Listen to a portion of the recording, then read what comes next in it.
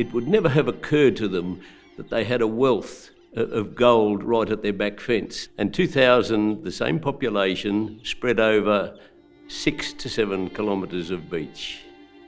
Would have looked stunning. A lot of the diggers had to be brought here by steamer. They'd have had a view of that beach as the steamer pulled in. There's talk of gold nuggets that you can kick with your feet as you're wandering along a watercourse. That's fanciful generally, but certainly was the case on rare occasions. It had to be dug out of the ground and separated.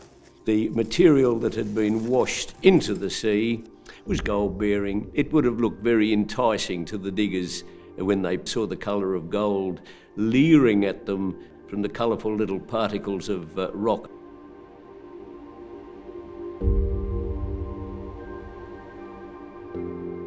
Now, they had to wash the gold one way or another in recovering the gold, so and they turned up here, and their bit of carpet, which was commonly used in particular animal skins that could be put in a creek, a river that was able to wash the material and leave the gold free to sink. Don't forget our mythology of the golden fleece. Sheepskin had been used for thousands of years in areas where there was precious minerals to be recovered, particularly gold. So yes, we were creating golden carpets here on the beach that was sufficient to have the area declared a gold field.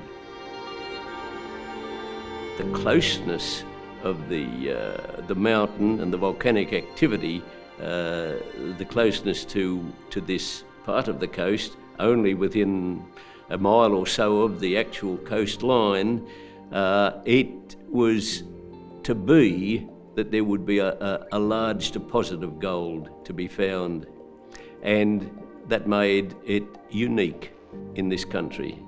So we finished up with a gold field that was not repeated anywhere in Australia, and only one other in New Zealand actually. And the two beach finds were the only ones in the Southern Hemisphere. It's possible to get a show of gold in creeks up and down the coast. They'd have been ecstatic at the thought of being able to dig comfortably, probably for the first time of any of their digging life, their gold prospecting life.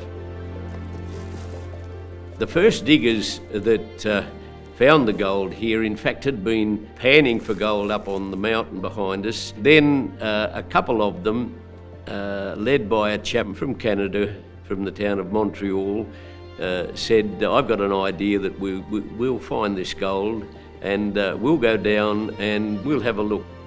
Within a couple of days, they'd confirmed what they believed to be the field that they'd imagined would have followed.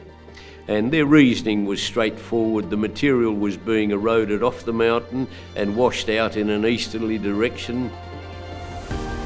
Our Canadians that had an eye for it found gold. You can't have a gold field without a name, and the rest of the diggers said, we'll call it after old Montreal. He knew a thing or two. His nickname was Montreal. So they used his nickname to name the goldfield.